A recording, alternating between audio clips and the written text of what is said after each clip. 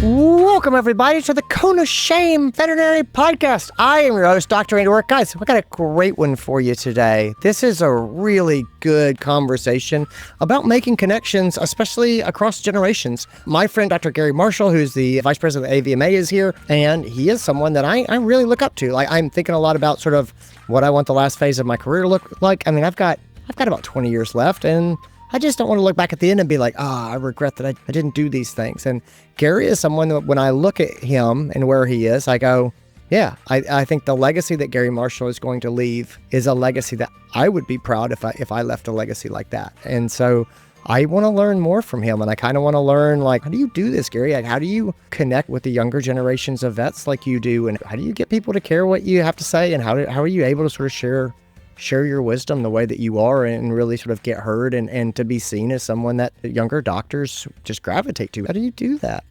And he's got great answers. And so honestly, this is one of those interviews I'm going to think back a lot on, and I'm still sort of processing for a while. But I think that there's a lot here, and I'm really, really glad I got to talk to Gary, and I'm really, really glad that I get to share this conversation with you. So without further ado, let's get into it. This is your show. We're glad you're here. We want to help you in your veterinary career. Welcome to the Cone of Shame with Dr. Andy Roark. Welcome to the podcast, Dr. Gary Marshall. How are you, my friend? I am doing great. It's so great to be here and get to talk with you here. It's been, we've known each other for a long time, but this is the first time we get to do this. Yes, absolutely. It definitely is. You and I have been friends for a long time. You are the vice president of the American Veterinary Medical Association right now. You are a former practice owner, feline practice exclusive, right? Correct. Outside of Seattle. And yeah, you have been a friend of mine. You have been someone that I have admired for a long time. And you were in my mind recently for a very specific reason. I had a friend who I went to vet school with call me a couple weeks ago. And he said, man, I had this really weird experience. He said, I walked into the clinic today and I looked at sort of the brand new vets that had started with us. And I realized that I am as far in my career as the people that I looked up to when I started my career. So he'd just come to like the 20-year point of his career. And he's like, man, when I was a brand new doctor, I looked at the guys who'd been practicing for 20 years and I was like, wow, those are the gurus. Like, surely they do not sweat anything anymore. They seem to have it all figured out. And he's like, it's funny because I'm looking back down now at the brand new doctors and I'm the guy who's been out for 20 years. And that just absolutely blows my mind. And so he said it to me and we went to vet school together. So I'm in the same place. And you have this sort of look back.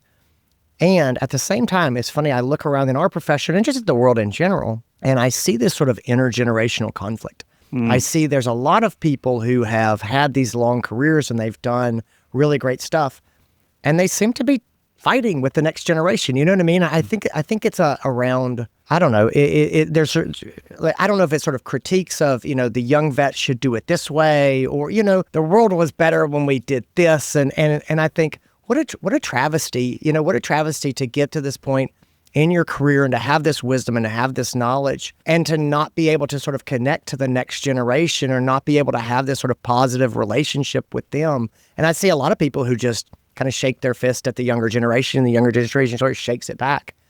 And then I look at you, and you're someone who has been a mentor for so many people. And I can't tell you how many people I talk to who have named you as someone who has supported them or someone that they look up to or someone that they have, worked with or talked with or who has encouraged them or opened doors for them and things like that. And I just think, Gary Marshall seems to have it figured out in a lot of ways. You have, whenever I see you at conferences, you've got this entourage of these young people who are kind of around you, and they're all like fans of yours, and they seem to listen to sort of your advice, and you listen deeply to kind of what's going on with them. And so I'm looking at that, and I think that's something I kind of want to model for myself. And so let me sort of stop talking at this point and just sort of say, Gary, tell me a bit about your relationship with the younger generation of veterinarians, like just in broad terms. Oh boy, that's a big lead up and a big question. I try to open big and broad, and we bring it down. But yeah, tell me about young people, Gary.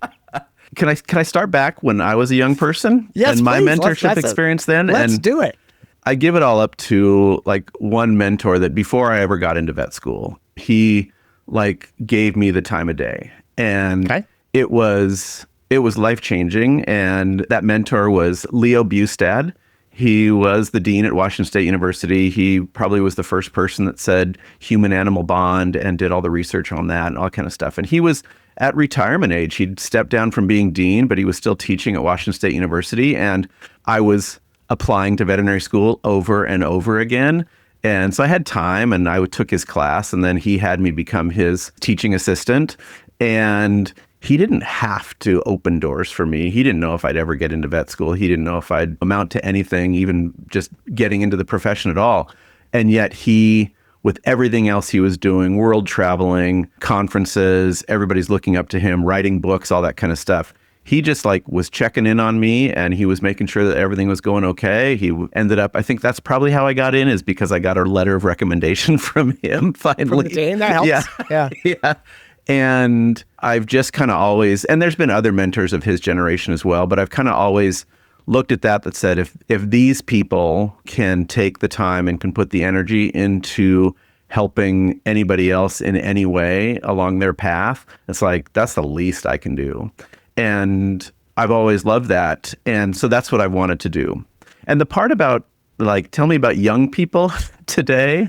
I just got back 2 days ago from our 8th annual Vets Outdoors camping trip on the beach, where we take vets and vet students and we go out to Olympic National Park, and we totally off the grid, no toilets, no nothing, for 4 days, sitting on the beach and hiking into the woods and hanging out around a meal and talking with students and veterinarians. And it's just a great time. And we did have students there, and we talked about this a lot. We talked about mentorship. We talk about DEI. We talk about all sorts of things that are going on in the profession. And I think the key to that is just being curious and not, I mean, and I'm not somebody that like knows a whole lot. So I need to get input from a lot of other people.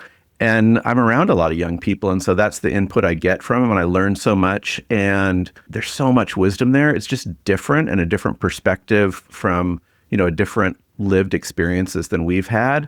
And if you ask and listen and really dig into that from where they're coming from, then sometimes, and a lot of times, then they will want to know like where you're coming from, how your experiences were different. And then you can really bridge those generational reference points a lot better and a lot more, less lecturing and more listening.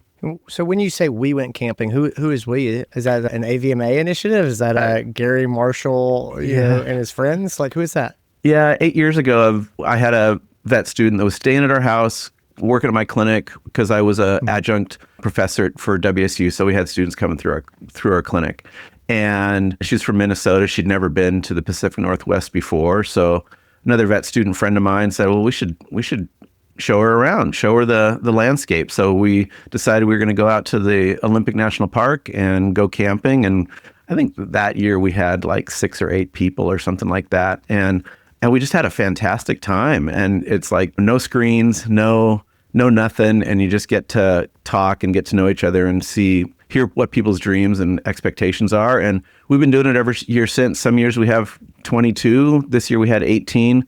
Sonia Olson's kind of been our MC for the last few years, but it's nothing official. Maybe we can get some uncharted people out there one year. Heck yeah. I will tell you this. I have been to a lot of beautiful places in my life. Like I've seen a lot of beautiful places. I've been very fortunate. And Olympic National Park is at the top of my list. I got to go backpacking there when I was a young person, and the black rocks, and like I just remember these multicolor starfish stuck to all the rocks and everything, and just there's horses on the beach. Maybe I'm making that up, but just an amazing place.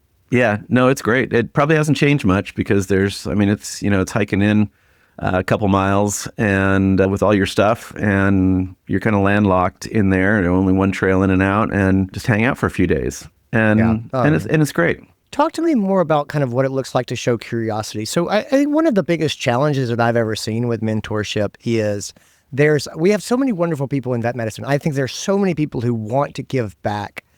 And it is hard to engage with people who are new in the profession. And there's a lot of reasons for that. But I remember the AVMA started, this was 20 years ago. They started a sort of a mentorship matching program. And the way that I remember it absolutely filled up with people who wanted to mentor, and it was absolutely empty of people who wanted to be mentored.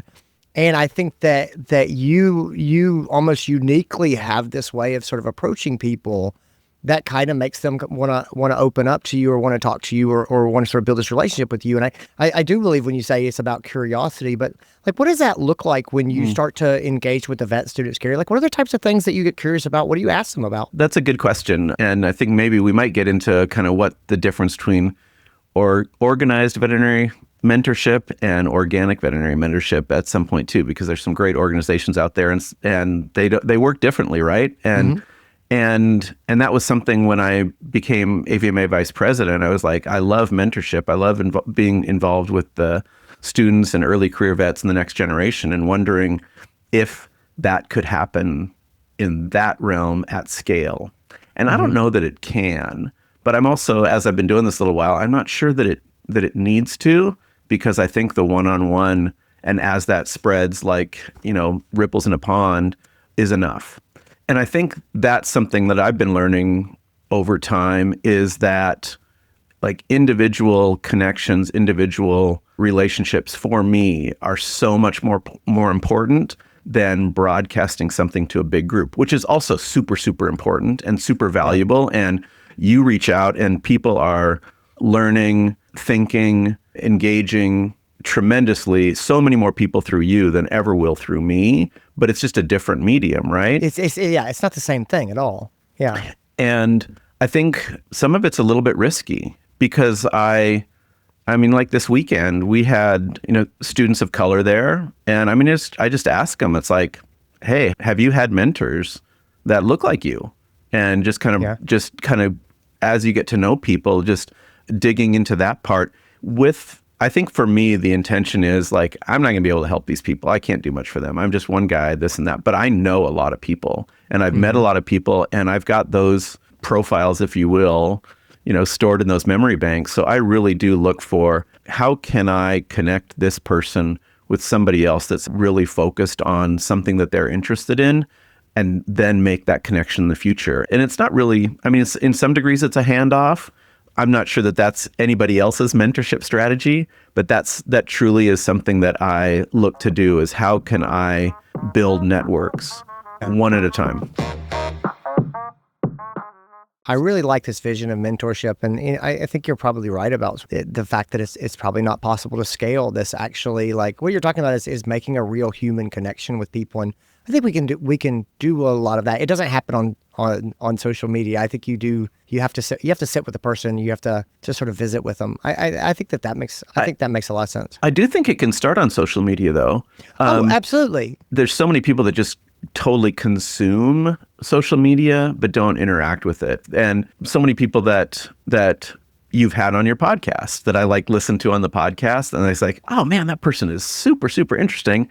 And I will just message them and say, that was great. When are you going to be at? What conference are you going to be at? I want you to meet you in person. And those things happen. I mean, the first time I met you, I think Dave Nickel tells me that it was like 2011. Yeah. So that's like almost 15 years ago, I think, back in at CVC, well, Central, but it was East at National Harbor, which is weird. And just like, I thought that was really interesting lecture. I don't know who the heck you are, but I'm going to invite you out to dinner. We went out to dinner and had a little bit too much tequila. Yes. Yeah. That happens to me at National Harbor. Yeah. I met a strange man and he gave me tequila and a friendship was born. Yeah. No, but that's true. But it's funny. The relationship I have with you it's not abnormal. It's abnormal, but it's not abnormal, really. And that I always tell people, you don't understand how wonderful vet medicine is and how many people would really love to help you and how many people are willing to talk to you if you reach out and say, hey, I think what you're doing is interesting. I would love to learn more, or, can we connect? Or that question of, are you going to be at a conference and can I buy you coffee? that really does sort of open a lot of doors. And it really is just that you don't have to have an agenda necessarily. I think you generally, one of the things I always say to people is, I had this experience with a mentor early on, and this guy was sort of a legend in practice management. His name was Dr. Bob Brown. And Dr. Bob Brown was one of the people who sort of got the VMG group started way back in the day. And I had read a lot of his articles and things. And I reached out to him just like that. And I was in vet school, and I was the president of the VBMA, the Vet Business Club. And I said to him, hey, are you coming to this conference in Florida? If so, I would love to meet you. And he wrote back and he said, I'm not, but I'm driving through Gainesville at some point and I would meet you for breakfast. And so I said, great. And so I met Bob Brown at Bob Evans, the breakfast place next to the highway. And we were walking in, and I said to him, hey, listen, I know how lucky I am to get to sit down with you, and I'm just really thrilled to have this time to talk. And I know we've only probably got an hour or so, but I'm trying to figure out how to get the most out of our time together. And he said, well, just tell me what you're working on and ask me specific questions.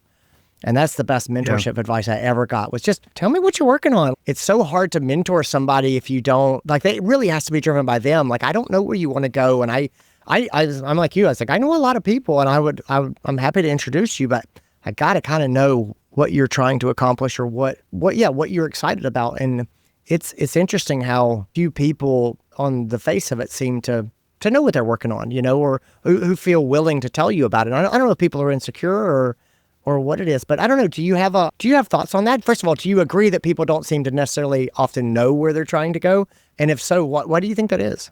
I think they feel like they have a vision for what they want that future to look like, but they're not basing it on their reality or experiences they've been through yet.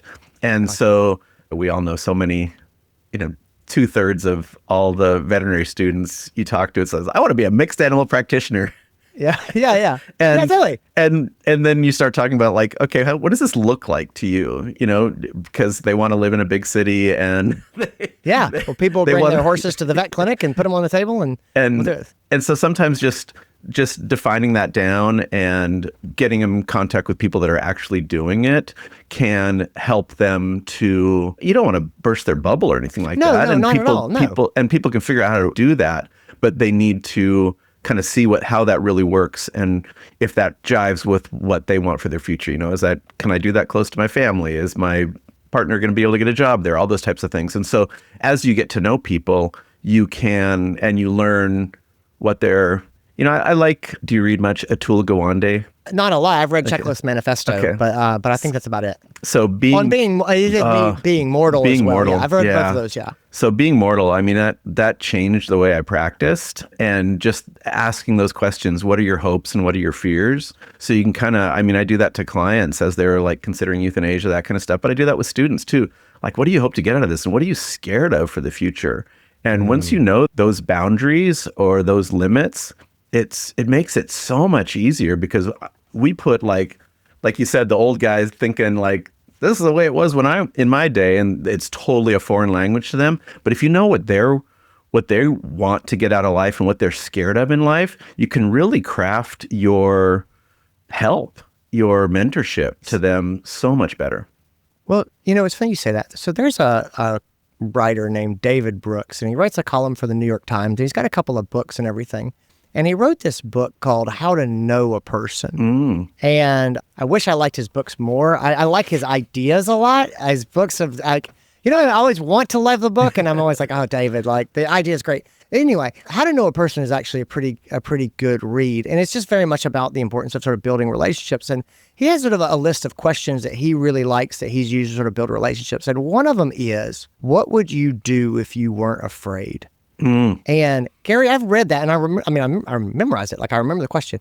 I have never asked someone that question because the idea of something about asking about the fear sort of seems, it almost seems intrusive. It's what do you look like when you're naked? I was like, what are you afraid of? Those things seem kind of related to me, and I'm like, this isn't an area that I'm comfortable going into. But but you clearly ask people about what they're afraid about. That might about. Not be question number one. Well, no, okay. I think that comes after the tequila is what I'm hearing. Yeah, maybe a little bit, yeah. But it's... the plan comes together. I see this now. I've been doing this for a long time. I mean, I got my first job in veterinary medicine in 1979. And I got my first job pushing a bulldozer in 1979. There you go. It was in a sandbox. And oh, touche. sorry, I couldn't resist.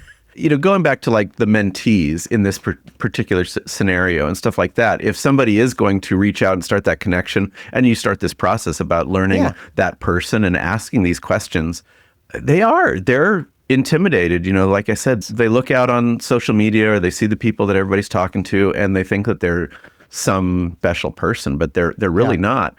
And if you're not just trying to be a fan, but you're like trying to make a connection or have some sort of purpose for learning about these people, and if they give you the cold shoulder, that's totally on them. And that's not on you. So that rarely happens. It very rarely happens. In my experience, there have been very few people who've just given me the cold shoulder. Like totally. And yeah, I mean, less than 1% probably of the time. Everybody is always so much more gracious and open with their time and their input and everything for that. But people are scared that they're going to get shut down and then they're going to feel like dirt and somebody's going to, Andy Roark's going to say, can you believe this person actually came up to me and wanted to talk to me? They imagine this catastrophic outcome where they're publicly shamed. And exactly. And that doesn't happen. I'll tell you, no, it doesn't. I don't think I've ever asked anyone for advice in my life and had them turn me down. Like, I love to give advice. If you ask me for advice, I'll tell you what I think. Like every time, every time I'm happy to share. And that sort of rolls into, I know we've been talking for a while, but mentorship definitely has to be a two-way street. Yes. There's people that I've connected with and then it's like, oh yeah, I got this other thing for you. What about this event or this program? Get involved in, and you don't hear anything back. They're either too busy or they've moved on or whatever else. And it's like, it's going to have to just kind of drop it there and move on to something else where there is a back and forth. It's not, mentorship will not survive if it's a one-way street. And that's probably why some of those organized ones don't work, where they're, an arranged type thing and they're not based on a organic connection. They can work. I mean, I'm involved with, did mentorship for Dave and his VetX international stuff and MentorVet and ReadyVet Go and Addie and Danny on those platforms. And they're definitely different. But for every 4 you get matched with, if you decide to be a MentorVet mentor, one of them, might turn into a fantastic ongoing relationship. And the other ones are good for that transactional type stuff. And I'm sure each person gets stuff out of it, but it's just not a click that goes on. And that's okay. That's how it works. Well, I think you're spot on. I like your emphasis on the organic sort of nature of this. And it's funny, there have been people who have been mentors to me who I really connected with deeply because of where I was in my life. And if I was a phase earlier, I don't think that they would have, that connection would have been strong. And then a phase later, I like this person a lot and I appreciate them, but I navigated that thing. It's kind of the old, Buddhist idea of like when the student is ready, the master appears. I do think that there's some people who you're not the person for them right now. And that's not bad or good or anything, but it does kind of, it's almost kind of like this magical thing that sort of happens, but you have to be present, you have to be there, you have to be available. And they have to be there and they have to be present and they have to kind of make themselves available to having a mentor or having this sort of relationship. And those things, they're almost fickle. You know what I mean? Is if the connection happens too early, then it might not go anywhere. And if it happens too late, and I still think it's important just to continue to just be kind to people and to make those relationships. And, it's funny, there have been things, well, even like this, Gary, like I've known you since 2011 and we've talked a number of times, and there have been a couple of times over the last 15 years where I've said, I think Gary might have insight on this, and I'm comfortable asking him, and sort of like our conversation today is you were the person I thought of as this person has made so many of these connections, and it seems to be such a rich and wonderful part of your life, and it's something that I aspire to for myself. And so I say, this is a time I'm going to reach out to him, and it's just, I don't know, I would just sort of say even that temporal aspect, it's not even about having the right person, it's the right time and context also sort of matters. And so anyway, I just think that that's amazing. But kudos to you for just kind of always being there. And you're such a supporter of the profession and of just people in general. And hearing, I have to tell you, I am jealous to have not been camping with you. Like, that's just like, this sounds like something amazing. And just, this is just the network of people that you've mentored. And it just, anyway, I think that is absolutely something that I aspire to. And so anyway. Next July, we'll hold a spot for you. Oh, you let me know, and I'll let my wife and kids know that I'm leaving. I'm going. Anyway, yeah, look, I'll get it on the calendar. Gary and Marshall, thank you so much for being here. Where can people find you online? Where can they learn more about your adventures? We seem to message each other on LinkedIn, but I'm not like providing content much on LinkedIn. I'm not there that much. I'm mostly on Instagram and my handle is It Might Get Weird. That's probably the reason for that handle. We can have a story for another day. Yep. And also same name for my podcast that I do with now a rising second-year vet student is called It Might Get Weird. And so that's on all the platforms and stuff like that. And we're taking a little break for the summer, but we'll be back at it this fall for another 50 episodes during the school year. Holy moly, that's outstanding. All right, great. We'll link all that stuff up in the show notes. Gary, thanks so much for being here. Guys, thanks for tuning in, everybody. Take care of yourselves, gang. We'll talk to you later. Bye. And that's what I got. Guys, thanks for being here. Thanks to Gary for being here. I hope you enjoyed this episode. I really did. This is one of those ones I'm gonna sit with for a while, and there's just so much wisdom here from Gary. And so anyway, it's been a really wonderful chance to sit down with him. And so anyway, that's what I got. Guys, take care of yourselves, everybody. I'll talk to you later on. Bye.